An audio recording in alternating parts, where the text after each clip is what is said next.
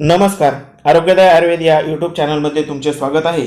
मित्रांनो, ॲसिडिटी म्हणजेच आम्लपित्त झाल्यावर आपल्यापैकी अनेक जण एखादी गोळी किंवा एखादी पावडर पाण्यामध्ये मिसळून सेवन करतात.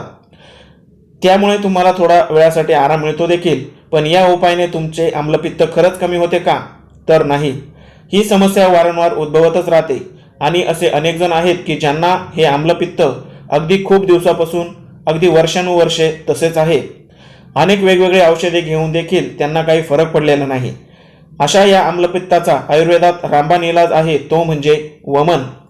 तुम्ही तुमच्या जवळील आयुर्वेद पंचकर्म सेवालयात जाऊन ही वमन क्रिया करून घेतली तर तुमची आम्लपित्ताची समस्या पूर्णपणे अगदी कायमची नष्ट होऊन जाईल. पण या आम्लपित्ताचा त्रास त्वरित कमी करण्यासाठी देखील आयुर्वेदाकडे एक उपाय आहे, तो म्हणजे सुंठ. होय, जे आपल्या स्वयंपाकघरात अगदी सहजपणे उपलब्ध होते.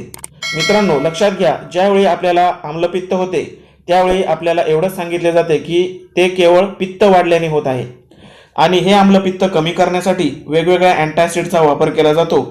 काही काळ ते कमी होते देखील, पण पुन्हा तीच समस्या वारंवार उद्भवते आणि आपण वारंवार ह्या अँटासिडचे सेवन करतो आणि कालांतराने या ॲसिडिटीचे रूपांतर पोटातील अल्सर किंवा अगदी कॅन्सरमध्ये देखील होऊ शकते.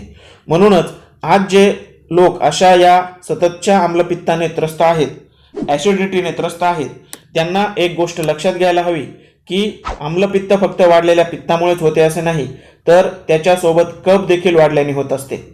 मित्रांनो, ज्यावेळेस ॲसिडिटी होते त्यावेळेस तोंडात आंबट पाणी येणे, कफ वाढणे आणि मळमळ होऊन आता वांती होईल असे वाटते.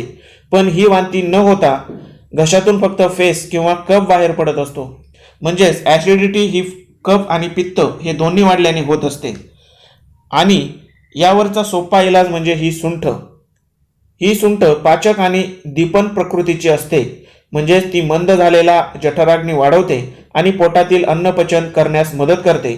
अशा वेळेस 1-2 चिमटी सुंठ 1 ग्लास पाण्यामध्ये टाकून त्याचे सेवन करावे. पण जर जळजळ जास्त होत असेल तर अशा वेळी 1 चमचा आवळा पावडरमध्ये 2 चमचे सुंठ मिसळून खावी, ज्यामुळे जळजळ कमी होते.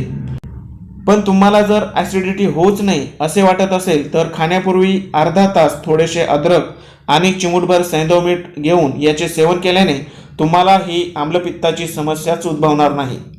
माहिती आवडल्यास इतरांनाही शेअर करा. धन्यवाद.